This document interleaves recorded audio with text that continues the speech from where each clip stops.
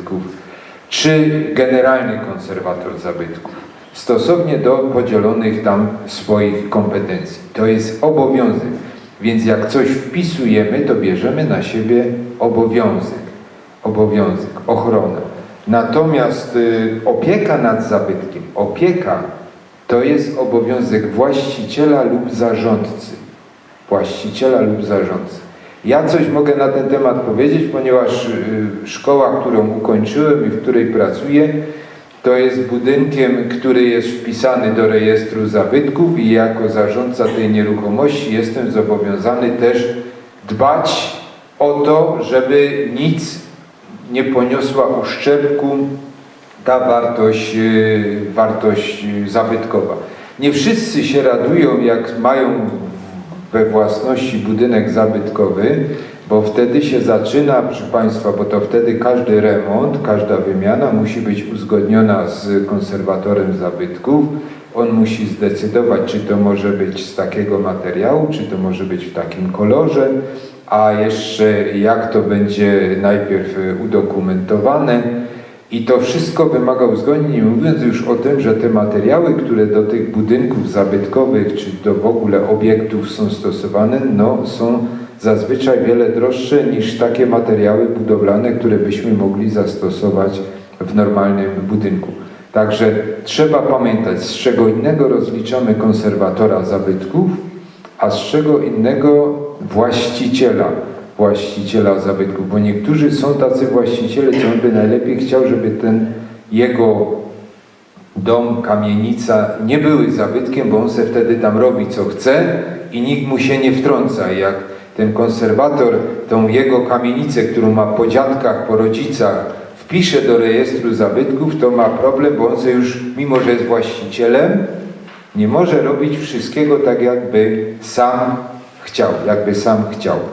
No i teraz jeszcze to, co jest nam najbliższe. Nam najbliższe oczywiście są zabytki industrialne, czyli to, co na Górnym Śląsku pokazuje istotę naszej historii. I od razu trzeba powiedzieć, że z oczywistych powodów w żadnym innym regionie Polski nie ma tylu zabytków industrialnych, przemysłowych, co na Górnym Śląsku. No i to się historycznie da wytłumaczyć. Natomiast trzeba też zwrócić uwagę, że z tych zabytków o wiele więcej nam się zachowało zabytków pogórniczych niż pochutniczych.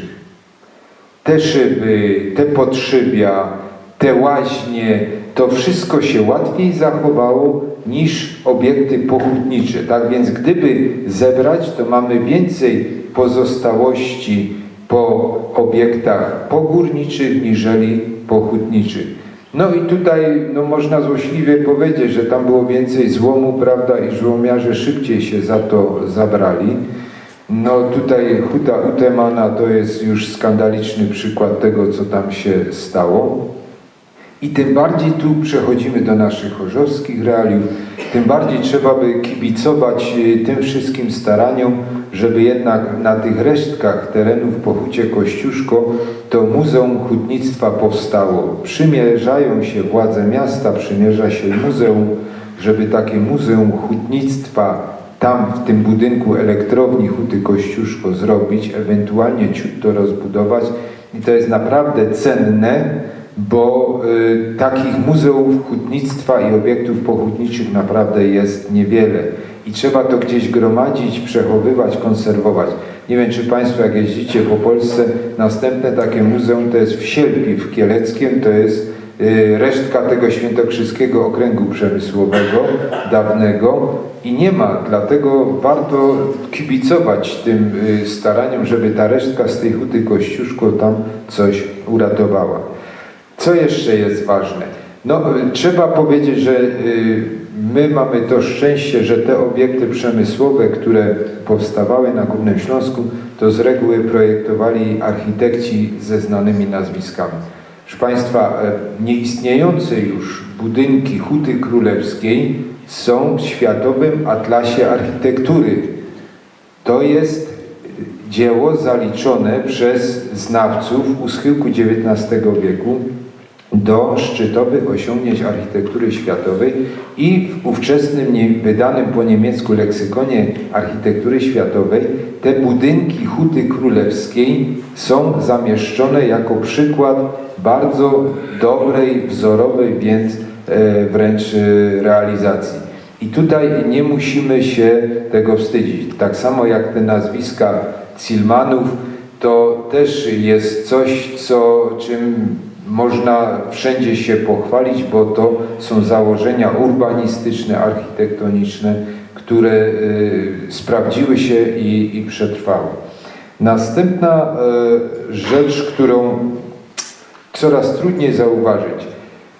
Budowanie obiektów przemysłowych w Chorzowie nie tylko wyznaczało pewną logikę. Proszę Państwa, no proszę zwrócić uwagę, dlaczego Gliwice mają rynek, dlaczego Bytom ma rynek. Ten rynek jest w miarę prostokątny lub kwadratowy, ulice odchodzą pod pewnym kątem.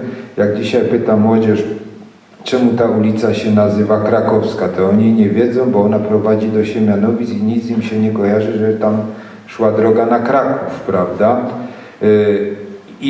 Bo to są miasta rodem średniowiecznym, ale teraz zwróćcie uwagę, jakie my mamy problemy z rynkiem i jakie problemy mają z rynkiem Katowice. No bo to są miasta, które od czego innego się tworzyły i tam logika pierwszego zakładu przemysłowego wyznaczała wszystko inne, co się zaczęło tworzyć. Dlatego u nas najpierw mamy tą kopalnię Król, potem mamy Hutę Królewską, a potem dopiero się tam ten urząd pojawił i gdzieś tam ten rynek i poczta, a na końcu ratusz, bo jest zupełnie inna logika. I to było pięknie widać, jak były te zakłady, że był zakład, wokół tego zakładu się całe życie zaczynało toczyć. I teraz nagle ten zakład pada i my tą dziurę w środku miasta nie umiemy za bardzo sobie wytłumaczyć. Czemu nagle tu jest taka dziura? Czemu myśmy się tak pogodzili, że nam ta estakada poszła przez ten rynek i czemu prezydent Uszok 3 kadencje dłubał przy tym rynku w Katowicach i nie wiedział, jak on w końcu ma wyglądać, prawda?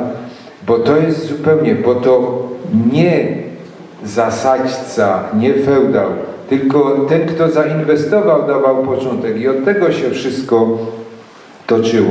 Dlatego to jest ważne. Zabytek należy chronić, bo on pozwala nam odczytywać logikę życia naszych przodków i funkcjonowania tej społeczności.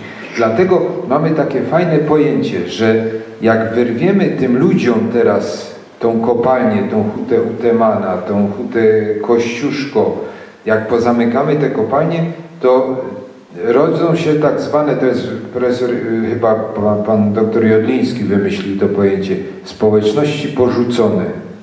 Bo ich życie wokół tego się toczyło, teraz tego nie ma. Ja to widzę na przykład po Dębie, skąd moi dziadkowie od strony ojca pochodzili. Tam albo ktoś pracował w Beldonie, albo na Eminencji, nie? Czy na Gotwaldzie. I teraz z Gotwaldu została wieża przy Silesia City Center, a po Beldonie zostały 2 biurowce. I zupełnie logika, ci ludzie nijak w tej nie umiem się odnaleźć. Ja teraz poszedłem w Wielki Piątek do kościoła i ten kościół zawsze jak się patrzyło, to był ten główny punkt centralny, a teraz on między tymi klockami jest schowany i to jest zupełnie inna logika tego wszystkiego.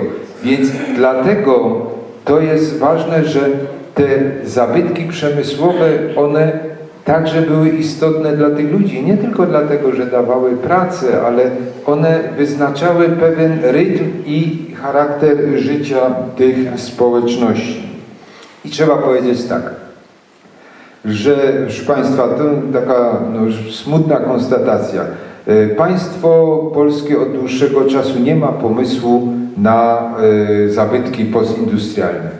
No z tej prostej przyczyny, że tam, gdzie te decyzje zapadają, tych zabytków postindustrialnych prawie w ogóle nie ma.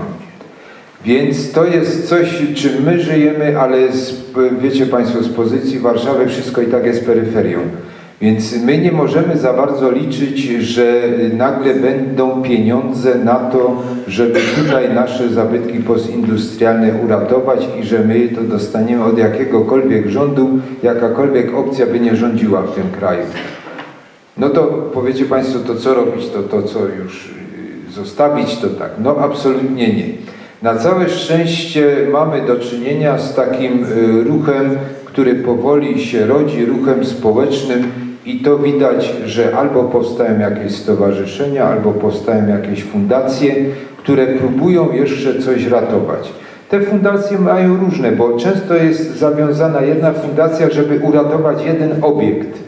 Na przykład ta fundacja Dwie Wieże w Świętochłowicach. Nie? Oni zaczęli, bo oni chcieli ten obiekt uratować, a co potem się tam podziało, to już jest inna sprawa, jak oni tam mają relacje z władzami świętochłowiców, ale oni chcieli ten jeden obiekt. Ale są też takie stowarzyszenia, że one chcą upowszechniać wiedzę o tym zakładzie pracy, o tych urządzeniach, które tam były i tak dalej i nie muszą ratować, bo coś tam jeszcze z tego zostało. Łaźnia łańcuszkowa w Zabrzu, szyb Maciej. On fajnie został tam, no, co prawda drogo jest w tej restauracji, ale jest fajnie zagospodarowana. Więc to jest cała nadzieja. Natomiast i tu znowu wracamy do realiów chorzowskich. Proszę Państwa, idealne rozwiązanie byłoby tak, żeby mamy współpracę trzech podmiotów.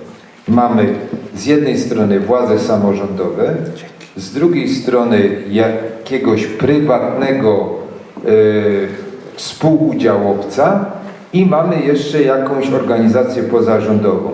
I tutaj mamy tak, władze samorządowe wykupiły szyb Prezydent, tak?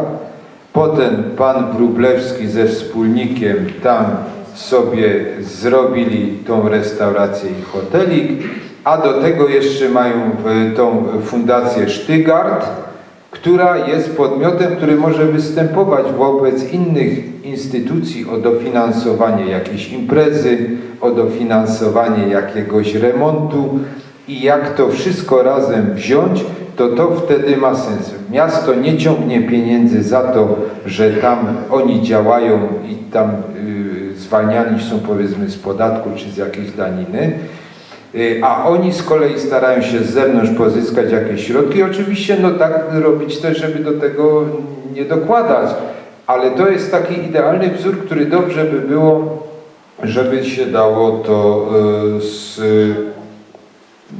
uratować. Tak, to jest, tylko tu jest już problem, bo to trzeba trzech zainteresowanych, nie trzech zainteresowanych, żeby to miało ręce i nogi. No i proszę Państwa, to co powiedział też Państwo może znają niektórzy Dariusza Waleriańskiego, który tam działa mocno w środowisku Zabrza, Gliwic, w tych zabytkach, w ochronie zabytków, w tym także po żydowskiej tradycji. I on bardzo słusznie powiedział, że dla ratowania tych zabytków największym zagrożeniem i największą szansą jest człowiek.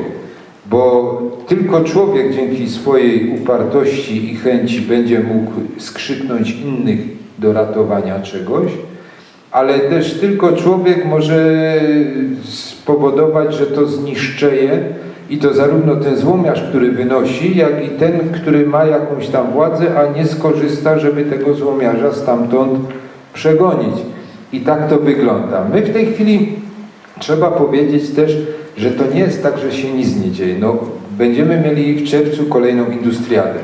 To jest przedsięwzięcie, proszę Państwa, którego się nie musimy wstydzić. Ja byłem na takim międzynarodowej wycieczce i znaczy Polacy tylko jechaliśmy na Pribałtykę.